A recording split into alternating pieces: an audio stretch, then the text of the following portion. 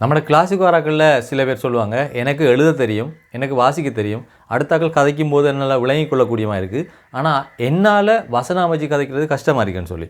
அதுக்கு பிரதான காரணம், நீங்கள் படிக்கிறேன்னு சொல்லி வினைச்சொற்களை பாடமாக்கியிருக்கீங்க, பேச்சொற்களையும் பாடமாக்கியிருக்கீங்க. அடுத்தாக்கள் கதைக்கும் போது அதில் இருக்கிற வினைச்சொற்களையும் பேச்சொற்களையும் வச்சு உங்களால் விளங்கி கொள்ளக்கூடியமாக இருக்குது. ஆனால் நீங்கள் வசனம் அமைச்சு கதைக்கும் போது இடையில் வர உருவுகள் எழுத்துக்கள் எல்லாம் போட்டு உங்களுக்கு கதைக்க தெரியாமல் இருக்குது. அதான் அதுக்குரிய காரணம். அதை விளங்கி கொண்டீங்கன்னு சொன்னால் ஈஸியாக உங்களாலையும் கதைக்கலாம். அதை விளங்கப்படுத்துகிற மாதிரி நான் சில வசனங்கள் எழுதி வச்சுருக்கேன், அதை உங்களுக்கு தெளிவுபடுத்துகிறேன். இதுக்கு பிறகு உங்களாலையும் கதைக்கக்கூடிய மாதிரி இருக்கும் பாருங்கள். அதில் முதலாவது விஷயம், இந்த வினைச்சொல்லுக்கு நீங்கள் ஒரு பொருள் தான் இருக்குது அந்த மாதிரி விளங்கியிருப்பீங்க. சில நேரத்தில் புத்தகங்களே அப்படி தான் இருக்குது. உதாரணத்துக்கு இன்னண்டு வர கட்டளை சொற்கள். எண்ணன்னு சொன்னால் போங்க, கண்ணை சாப்பிடுங்க, பொண்ணை குடிங்க. உங்களுக்கு தெரியுமா, இந்த வினைச்சொல் இன்னொரு சொல்லோடையோ இன்னொரு எழுத்தோடையோ சேரும்போது ரெண்டாவது பொருள் கொடுக்கணும், ரெண்டாவது பொருள் எடுக்கணும். அது உங்களுக்கு தெரியுமா இருந்தால் ஈஸியாக கதைக்கலாம். இப்போ கட்டளையாக சொல்லும்போது எண்ணெய் போங்க, அதுக்கு பக்கத்தில் ஒரு சொல் சேர்ந்தால் ரெண்டாவது பொருள் எடுக்கணும். அது தெரிஞ்சால் ஈஸியாக கதைக்கலாம். இப்போ பாருங்கள், ஒயா எண்ணெய் நீங்கள் போங்க, ஒயா எண்ணெய் நீங்கள் போங்க. இதுக்கு பக்கத்தில் ஒரு சொல் சேரும்போது இவர் ரெண்டாவது பொருள் வருவார், போங்க போக. எல்லா வினைச்சொல்லும் அப்படி தான். இப்போ சாப்பிடுங்கன்னா கண்ணை, அதுக்கு பக்கத்தில் இன்னொரு சொல் சேரும்போது சாப்பிட என்று மாறும். இப்போ எண்ணெய்ன்னு சொன்னால் போங்க, எண்ணெய் ஓனன்னு சொன்னால் வேணும், எண்ணெய் ஓனன்னு சொன்னால் போக வேணும். இப்போ போக வேணும் என்று சொல்கிறதுக்கு போகன்றதுக்கு எண்ணெய் அது தெரிஞ்சால் உங்களுக்கு கஷ்டம் இல்லை. எண்ணெய் ஓன போக வேணும், எண்ணெய் எப்பா போக வேணாம். ஒயா கண்ணை நீங்கள் சாப்பிடுங்க, கண்ணை ஓன சாப்பிட வேணும், கண்ணை எப்பா சாப்பிட வேணாம். இந்த மாதிரி லேசாக வசனத்தை அமைக்கலாம். இது பாருங்கள், ஹெட்ட எண்ணெய் ஓன நாளைக்கு போக வேணும், ஹெட்ட எண்ணெய் ஓன நாளைக்கு போக வேணும்.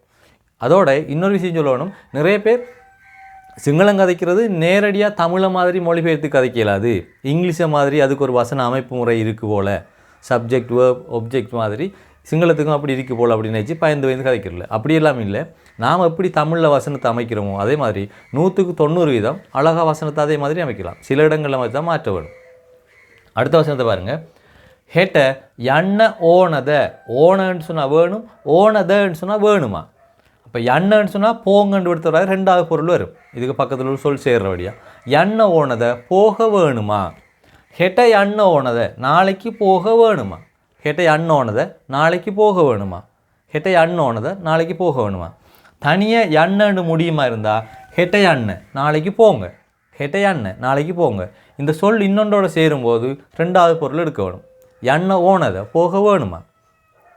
அப்போ சேர்த்து விட்டோம்டா ஹெட்ட எண்ணெய் ஓனதை நாளைக்கு போக வேணுமா. ஈஸியாக இந்த மாதிரி அமைக்கலாம்.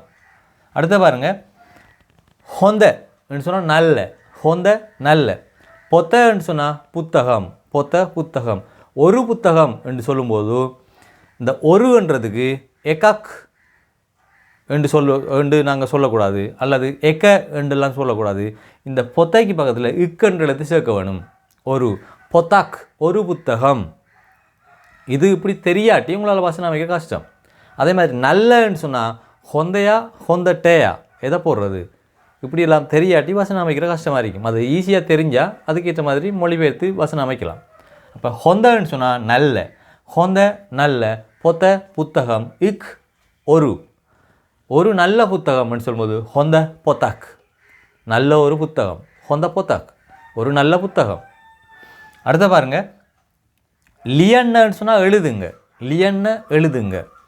நன்றாக எழுதுங்கன்னு சொல்லும்போது ஹொந்த லியன் என்று சொல்லலாது, ஹொந்த ட லியன். இந்த இடத்துல ட ஆக என்ற பொருள் வரும், ஹொந்த ட நன்றாக.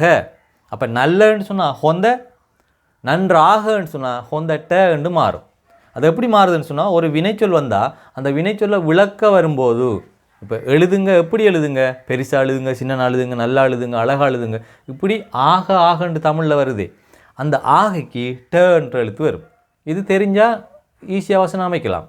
ஹொந்தட்ட லியன் நன்றாக எழுதுங்க, லொக்குவட்ட லியன் பெரிசாக எழுதுங்க, பொடியட்ட லியன் சின்னதாக எழுதுங்க. இப்படி லேசாக வசனம் அமைக்கலாம். அடுத்த பாருங்கள், மட்ட லியன்ன புழுவாம், மட்ட லியன்ன புழுவாம். மமன்னு சொன்னால் நான், மட்டன்னு சொன்னால் எனக்கு, என்னால், என்னை, இப்படிலாம் நிறைய பொருள் இருக்குது. டன்றதுக்கு 6-7 பொருள் இருக்குது. இதில் மட்ட லியன்ன புழுவாங்க என்னால் எழுத முடியும். இந்த இடத்துல எப்படி ஆல் என்றது மாறினேன்னு சொன்னால், ஒரு வசனத்தில் புழுவாங் பே அல்லது ஒரு வசனத்தில் முடியும் முடியாது என்று தமிழில் முடியுமா இருந்தால் முன்னால் வர பேச்சொல் வந்து ட என்ற எழுத்தோடு தொடங்கும்.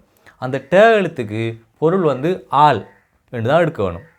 அதில் விதிமுறை வந்து புழுவாங் அல்லது பே என்று முடியுமா இருந்தால், அல்லது தமிழில் என்னால் முடியும் முடியாது என்று முடியுமாக இருந்தால் முன்னால் வர எழுத்துக்கு ட எழுத்தில் தொடங்கும் ஒரு பேர்ச்சொல், அதுக்கு ஆல் என்று நாங்கள் எடுக்க வேணும். இப்படி அந்த வசன அமைப்பு முறை தெரியுமா இருந்தால் ஈஸியாக கதைக்கலாம். அப்போ மட்ட லியன்ன புழுவாங்க என்னால், இது எழுதுங்களில் எழுத 2வது பொருள் இருக்கணும். மட்ட லியன்ன புழுவாங்க என்னால் எழுத முடியும். மட்ட லியன்ன பே என்னால் எழுத முடியாது.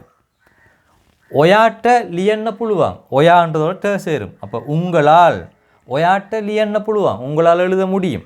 இந்த மாதிரி ஈஸியாக கதைக்கலாம். அப்போ இப்படியான சூழ்நிலைகளுக்கு ஏற்ற மாதிரி இந்த சின்ன சின்ன எழுத்துக்களுக்கு என்ன பொருள் வருது, இப்போ ஹொந்த அண்டு எப்படி போடுறது, ஹொந்த ட அண்டு எவ்வளத்தை போடுறது, இதெல்லாம் தெரிஞ்சதுன்னு சொன்னால் ஈஸியாக வசனம் வந்து கழிச்சிக்கலாம். கொஞ்ச நாள்லேயாலே உங்களால் கதைக்கக்கூடிய மாதிரி இருக்கும். இப்படி தெளிவான முறையில் படிக்கிறதுக்கு இந்த மாதம் 20ஆம் தேதி புது பேச்சாக்களுக்கு நாம் ஸ்போக்கன் சிங்கள கிளாஸ் தொடங்குகிறோம்.